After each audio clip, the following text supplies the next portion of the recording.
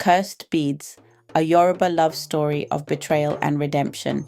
In the great kingdom of Owu, where the drums of tradition echoed through the land and the rivers carried whispers of the gods, there lived a maiden named Adetoun. She was the jewel of her father's household, the daughter of Chief Balogun, a ruler known for his strength and unyielding authority. Her beauty was legendary, but it was not just her grace that set her apart. It was her heart, a heart that longed for something she could never have. For Adetoun was in love with a man forbidden to her. His name was Olaotan, a warrior of the rival kingdom of Iremo.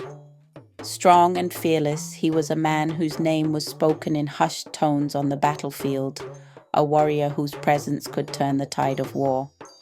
But to Adetoun, he was simply the man who had captured her soul. They met in secret, beneath the great Iroko tree where lovers had sworn eternal devotion for centuries. Theirs was a love that defied reason, for they knew that if their union was discovered, it would mean war, bloodshed, and dishonor. Yet they could not let go. One night, as they embraced under the silver glow of the moon, a figure emerged from the shadows, Iya Orun, the ancient priestess.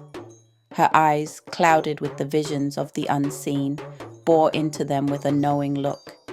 In her hand, she held a strand of coral beads, their deep red hue glowing with an eerie light. "The beads have chosen," she murmured, her voice a warning carried by the wind, "and they do not forgive." She placed the beads around Adetoun's neck. From that moment, fate began its cruel dance. The curse unfolds. The day of Adetoun's wedding arrived with the weight of sorrow. She was to be given to a Jaka, a powerful nobleman chosen by her father. The palace was alive with the sounds of talking drums, the fragrance of rare oils, and the shimmer of golden ornaments. Draped in an exquisite aso-oke gown, her wrists heavy with ivory bangles, Adetoun walked toward her fate.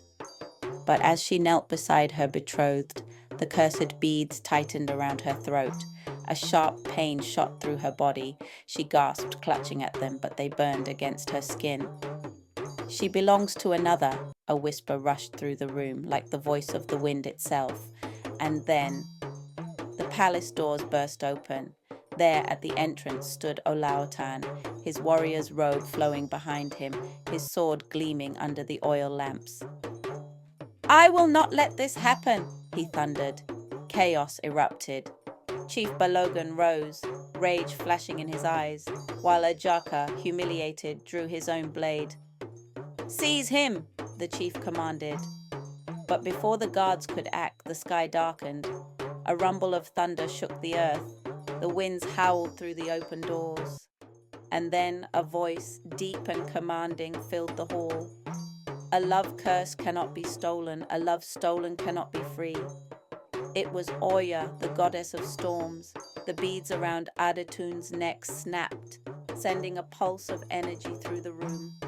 The air crackled with power as she was lifted from the ground, her eyes turning a brilliant white. Olaotan rushed toward her, reaching out desperately. The moment their fingers touched, a violent gust of wind consumed them both. The palace doors slammed shut, the drums fell silent. When the dust settled, they were gone. The legend lives on.